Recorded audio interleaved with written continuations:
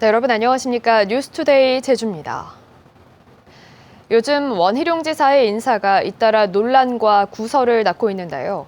이번에는 이명박 정부 당시 4대강 사업에 관여했던 원 지사의 측근이 제주 연구원장에 내정돼 보은 인사, 또 측근 인사를 넘어 향후 정치 행보를 겨냥한 게 아니냐는 의혹까지 사고 있습니다. 오승철 기자의 보도입니다. 지난 2015년 8월부터 제주 그린빅뱅 추진위원장을 맡아 원희룡 지사에게 탄소 없는 섬 정책에 대한 조언을 해왔던 김상협 제주연구원장 내정자, 이명박 정부의 녹색성장 환경비서관을 지낼 당시 한나라당 사무총장이었던 원 지사와 친분을 쌓아왔습니다. 문제는 김 내정자가 4대강 사업에 적극 나섰고 제주 실정에도 그리 박지 않아 제주연구원장에 적합한가라는 점입니다. 이명박 정부 당시에 4대강 사업을 이렇게 찬동한 인사인 만큼 제주도가 추구하는 청정과 미래의 공존가치와 좀 배치되는 게 아닌가, 그런 측면에서 좀 부적합한 인사로 보입니다. 음주운전 사고를 일으켰던 김태엽 서귀포시장과 자신의 지방선거를 돕다 선거법 위반 혐의로 벌금형을 받은 오경생 전 서귀포의료원장을 제주의료원장에 임명하는 등 최근 원지사의 보훈 인사, 측근 인사를 일일이 나열하기도 힘든 상황. 여기다 오는 10월 임기가 끝나는 제주관광공사 사장 후임에 원지사의 대학 후배인 김헌 전 제주도 협치정책실장이 유력하다는 소문이 벌써부터 파다합니다. 일각에서는 2년 앞으로 다가온 대선과 지방선거를 동시에 겨냥한 포석이 아니냐는 의심의 눈초리를 보내고 있습니다. 어떤 낙하산, 보훈성 인사, 그리고 향후에 본인의 어떤 행보에 그게 축을 맞추는 인사이기 때문에 도민들이 매우 불편한 시각으로 보고 있지 않느냐 생각을 하는 거죠. 인사가 만사라는 말은 잊혀진 지 오래고 인사가 참사가 되지 않기를 바란다는 우스갯소리까지 도청 안팎에서 나오고 있는데 분명 곱씹어봐야 할 대목입니다. MBC 뉴스 오승철입니다. 원희룡 제주도지사의 대권 행보와 잦은 서울 출장 등과 관련해 도의회 민주당 의원들이 긴급 현안 질문을 예고했습니다. 제주도의회 더불어민주당은 오늘 열리는 제385회 2차 본회의에서 원희룡 지사의 대권 행보와 도정 소홀 문제 등에 대한 긴급 현안 질문을 실시한다고 밝혔습니다. 민주당 의원들은 대권 행보에 주력해 코로나 이후에 대비한 정책 수립 미흡과 측근 인사 문제 등을 집중적으로 질의할 것으로 보입니다.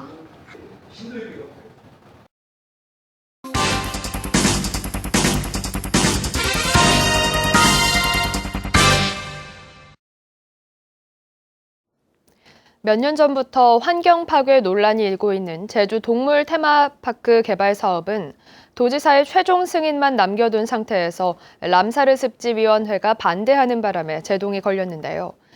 제주도가 갑자기 이 람사르 위원회를 통째로 바꾸겠다고 나서는 바람에 위원장이 반발해 사퇴하는 일까지 벌어졌습니다. 조인호 기자입니다. 동물 테마파크 개발 사업이 추진되는 제주시 조천읍은 2018년 10월 세계 최초로 람사르 습지 도시로 지정된 곳입니다. 이 때문에 제주도 도시건축심의위원회는 한 달 뒤 동물 테마파크를 통과시키면서 지역 주민은 물론 람사르 습지 도시 관계자와도 협의하라는 조건을 붙였습니다. 이에 따라 사업자는 선을 1위에 7억 원을 주는 조건으로 상생 협약을 맺었지만 람사르 습지도시 지역관리위원회는 개발에 반대하는 청원서를 제주도에 제출한 상황. 그런데 제주도는 지난달 23일 람사르 습지도시 운영 규정을 만들어 9월 1일부터 위원회를 새로 구성하겠다는 공문을 보냈습니다. 현재 환경단체 인사가 맡고 있는 위원장을 공무원과 민간인 공동위원장으로 바꾸고 4년 전 조천읍이 추천했던 위원들도 제주시장이 새로 임명하겠다는 것입니다.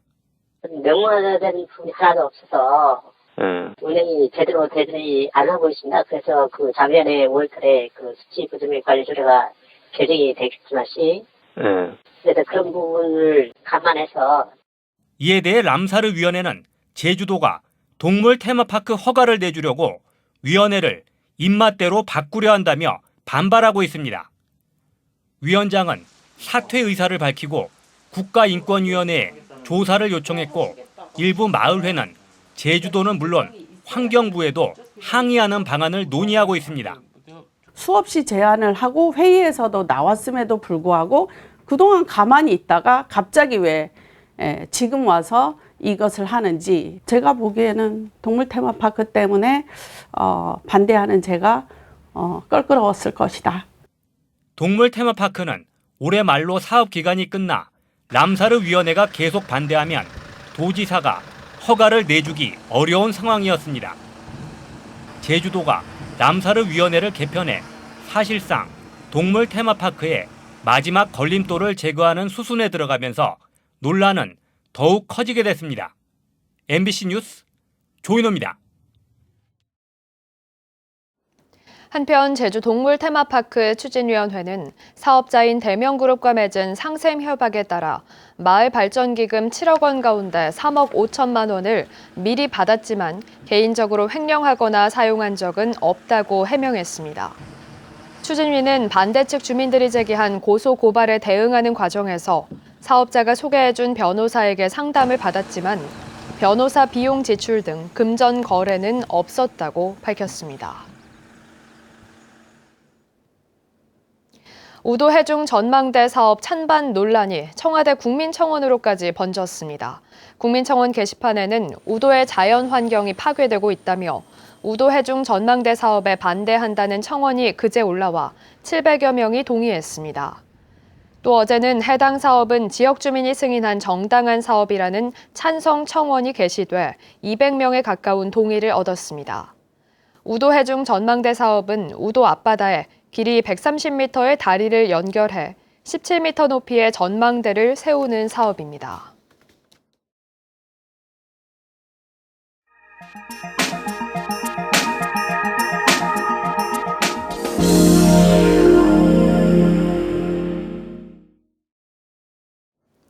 집 한 채로 평생 연금을 받을 수 있는 주택연금이 꾸준히 인기를 끌고 있습니다. 코로나19 여파로 일정한 소득을 보장받기 힘들어지고 노후주택을 중심으로 집값이 더 떨어질 것으로 우려되면서 주택연금 가입자가 증가세를 보이고 있습니다. 광주 이계상 기자입니다. 목포 도심에 사는 70살 최명환 씨가 고민 끝에 주택금융공사 상담실을 찾았습니다. 본인 소유의 3억 원짜리 주택을 활용해서 매월 꼬박꼬박 연금을 받을 수 있는 주택연금에 가입하기 위해서입니다. 퇴직 후 고정 수입이 없는 상태에서 당장 써야 할 돈은 줄지 않는데 그렇다고 자녀들에게 의지할 수도 없기 때문입니다. 뭐 10자식 있으면 못한다. 지금 이 연금 하나만 못해요. 그래 지금 이거 신청하려고 왔죠. 주택연금은 소유한 주택을 담보로 평생 혹은 일정 기간 동안 매월 정해진 연금을 받을 수 있는 제도입니다. 집값에 따라 연금 규모가 달라지는데 주택 감정가가 높을수록 가입자는 더 많은 연금을 받게 됩니다. 지난 2007년 주택연금이 출범한 이후 가입자가 해마다 증가해서 전국적으로 올해 7만 명을 돌파했습니다. 재작년에 광주 전남 가입자 역시 250명 선을 넘어선 데 이어 올해는 300명을 돌파할 것으로 전망됩니다. 특히 최근 3년 동안 광주 지역 아파트값이 크게 오른 가운데 노후주택을 중심으로 가격 하락이 우려됨에 따라서 고정적인 수입이 보장되는 주택연금 제도가 더욱 주목받고 있습니다. 오래된 아파트, 구축 아파트들은 특히나 하향 추세를 보일 수밖에 없거든요. 인기가 많이 떨어지니까요. 그런 아파트는 빨리 들수록 유리한 거죠. 한국주택금융공사는 코로나19 여파로 대면 상담이 꺼려지는 만큼 전화로 충분히 상담한 뒤 담당자가 직접 찾아가는 방식으로 가입자 불편을 최소화하고 있다고 설명했습니다. MBC 뉴스 이계상입니다.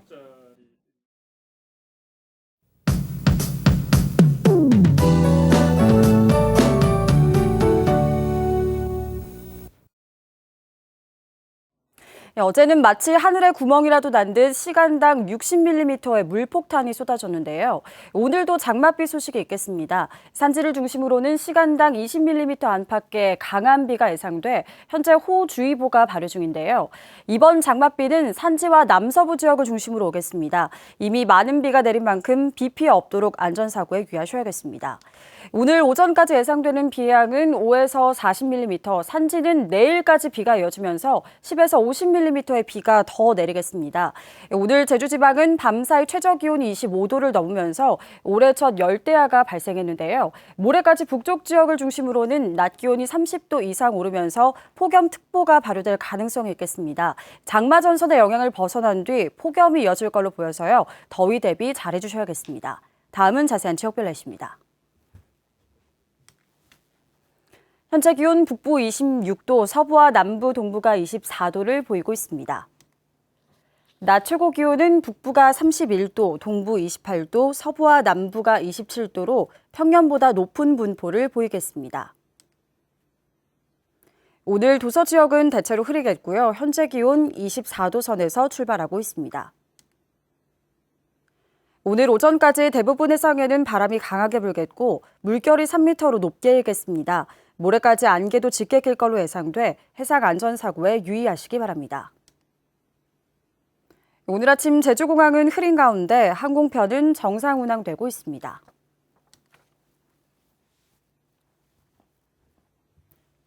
주간 날씨입니다. 이번 주 대체로 구름 많겠고요. 본격적인 여름 더위가 시작되겠습니다. 내셨습니다. 가장 이른 장마로 기록된 올여름 제주 지역 장마가 48일째 이어지며 역대 최장 기록을 경신했습니다. 올여름 제주 지역 장마는 지난달 10일에 시작돼 48일째 이어지고 있는데 이는 1973년 47일을 넘어 역대 최장 기록입니다. 장마 기간 강수의 수는 29일로 제주시 341.6mm, 서귀포시 693.9mm의 비가 내렸습니다. 학교 밖 청소년의 교육재난지원금 신청이 내일부터 시작됩니다. 제주도는 오늘부터 읍면동 주민센터에서 만 7살에서 18살 사이 학교 밖 청소년을 대상으로 1인당 30만 원씩 지원하는 제주형 교육재난지원금 신청을 받습니다. 신청은 보호자가 할 수 있는데 신분증과 주민등록 등본, 그리고 청소년과 부모의 주소지가 다른 경우 가족관계 증명서를 제출해야 합니다. 코로나19 여파로 연기됐던 제주 지역 학교의 수학여행이 전면 취소됐습니다. 제주도 교육청은 최근 도내 각급 학교에 공문을 보내 도내외 숙박이 계획된 수학여행 일정을 취소하고 당일 일정으로 대체할 것을 주문했습니다. 특히 체험활동을 진행할 경우 버스에는 정원의 3분의 2만 탑승하고 방문 장소 한 곳당 인원을 최대 100명 미만으로 제한했습니다. 코로나19 대응을 위해 제주도 관련 부서 인력이 증원됩니다. 제주도는 행정기구 정원조례 시행규칙 개정안을 입법 예고하고 보건위생과 코로나19 대응팀에 3명, 보건환경연구원에 검사 인력 2명을 증원하는 등 내부 인력 10명을 재배치하겠다고 밝혔습니다. 한편 제주도는 이번 도의회 임시회에서 상정 보류된 조직 개편안은 오는 9월 시설관리공단 설립 조례와 함께 재검토할 계획입니다. 뉴스투데이 제주를 마치겠습니다. 시청해주신 여러분 고맙습니다.